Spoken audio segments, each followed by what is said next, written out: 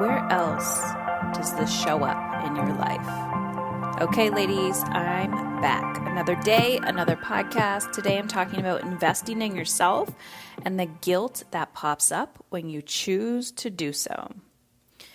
So I've positioned myself in a business where I challenge people to become their best selves. Oftentimes when women jump into working with me, they have two main pain points. One is parenting. They either feel like they're failing as a mother, they don't understand their children, or they want to leave a legacy and just continue to improve the relationship with their children to become their best selves. How do we do that? How do we do that when we're, geez, I almost just tripped on something. How do we do that when we are raising a child who has special needs? How do we do that when we feel out of control ourselves? How can we succeed? How can we thrive? How can we make more money? How can we feel like we have more time in our life? How can we generate more energy in our being? How can we feel like equals in our relationships? How can we feel heard, seen, and understood, and carry the confidence that we know we are capable of achieving? Ladies, we need to stop. We need to stop pretending that we don't matter. We need to understand that health, whether it's mental, physical, spiritual, emotional, comes from an equal equation of giving and receiving.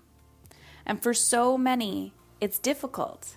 It's difficult for us because we are nurturers by nature. And this is why men can't always have this conversation and they don't understand us.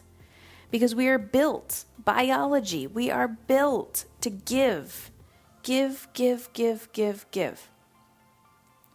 We are not built to receive. That is a muscle that we have to culturally be intentional about in order to change the expectation in motherhood, the expectation for females.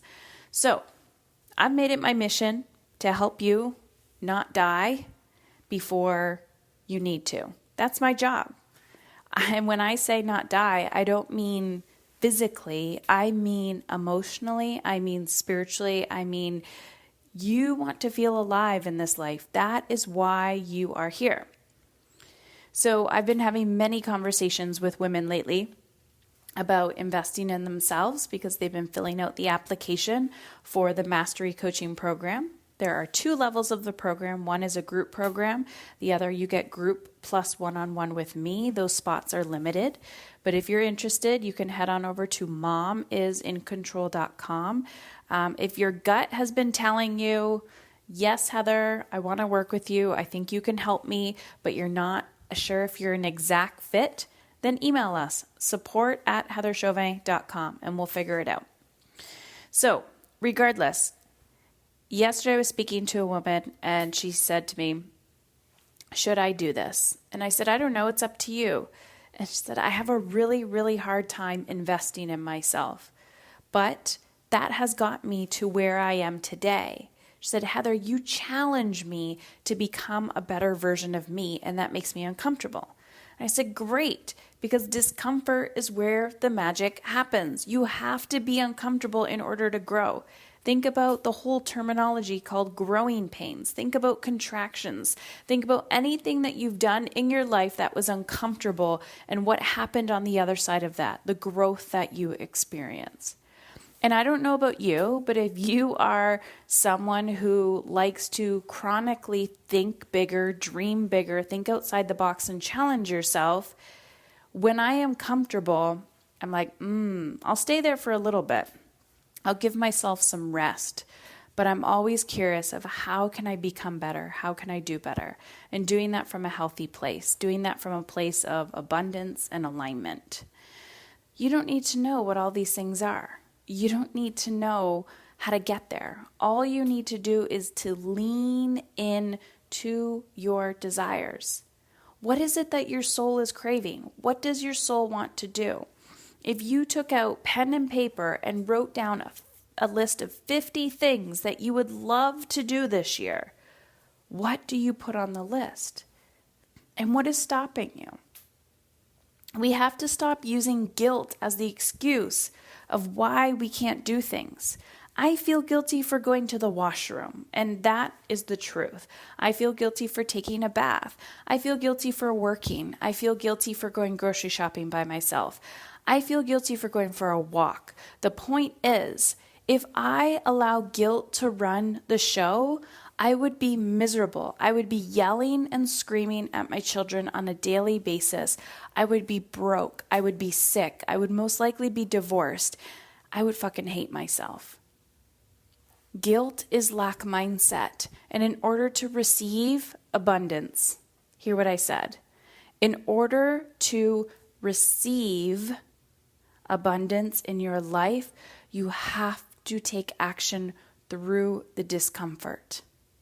You have to. There's no other way. There's no magic pill. There's no epidural for life. You literally have to go through the discomfort.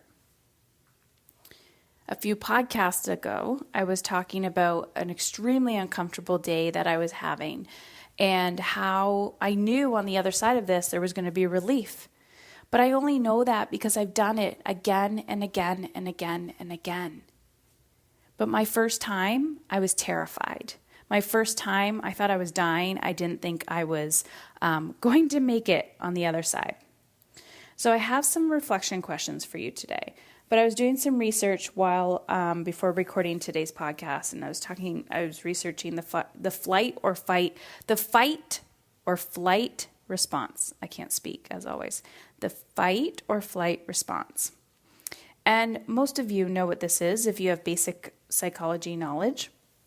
It's the physiological reaction that occurs to a perceived harmful event or attack or threat to survival.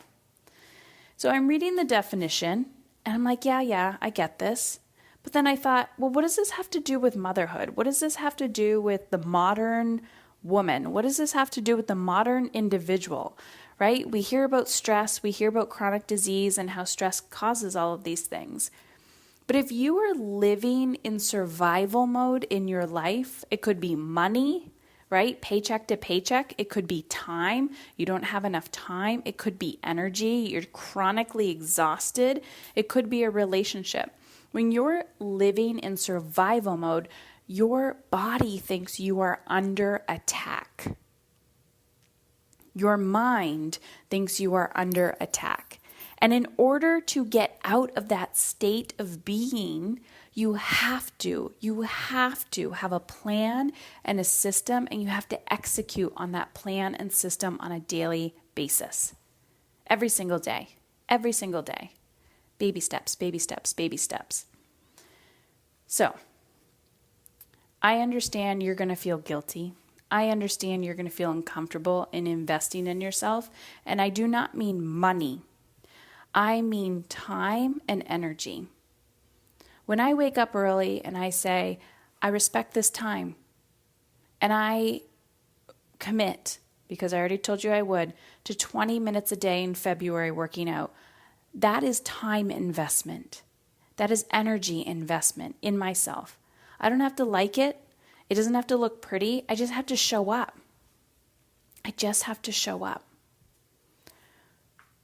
Investing in yourself is the greatest gift you can give to your family. Think about who you become on the other side of that. 14 years ago, when I became a mother, the depressed little teenager, little 18-year-old Heather, and I was thinking to myself, shit, this sucks. I'm going to end up on welfare. I'm a single parent. I'm not going anywhere in life. I screwed this shit up. And then I dug deep. I looked at my guilt. I looked at my fear. I looked at everyone else around me who didn't believe in me. And I had to figure out how to believe in myself. I had to figure out how to believe in myself. So my questions for you today, these are reflection questions. So later you can go back, maybe write these down. Where else in your life does this show up? Where else in your life does this show up?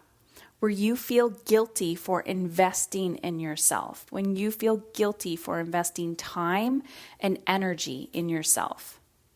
Do you notice in certain relationships or certain areas that you feel guilty for doing something for yourself, and therefore you might become angry, resentful, feel disrespected? Who are you seeking approval of? Sometimes when I talk to women, they think, or they say to me, I have to get my husband's permission. He has to be on board with this. Great.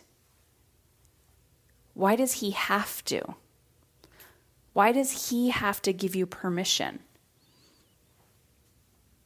There's a difference between having a conversation with someone because you like to have conversations when you're about to make a big investment. But it's another thing when you need somebody's approval to take action on something. When you believe that somebody else is holding you back from doing something for yourself. Think about that. You want to go for a walk. He won't let me. Is that true? Or are you using that person, he, she, whoever, are you using that person as a scapegoat to play small because you don't want to feel uncomfortable?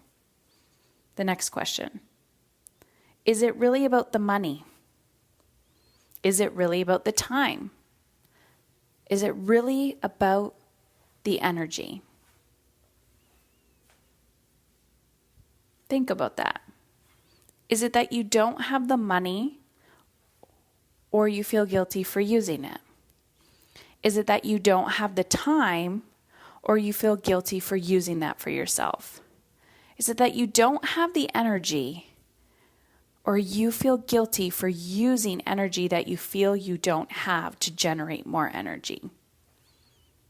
There's that saying, you have to spend money to make money.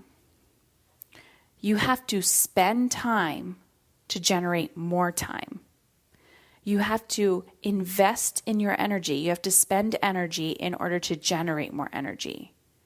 If you want to learn how to become a more energetic being, you have to invest any last ounce of energy that you have into educating yourself in how you can generate more energy. Last question. If you had a year left to live, would your values change? If you had a year left to live, would your values and priorities change? I guarantee you they would. And I ask myself this question all the time. I think, okay, if somebody told me today I had a year left to live, 100% my life would probably look different than it is now. But I ask myself that every day. If I had a year left to live, would my values and priorities change? Maybe a little bit. But this is what alignment is about, when you know you're actually living your life and you're not just waiting to die. Okay, ladies, I am so pumped for February. What is your theme for February? Let me know. Send me a message on Instagram at Mamas in Control. And we still have spots open in Mastery, so head on over to mamasincontrol.com.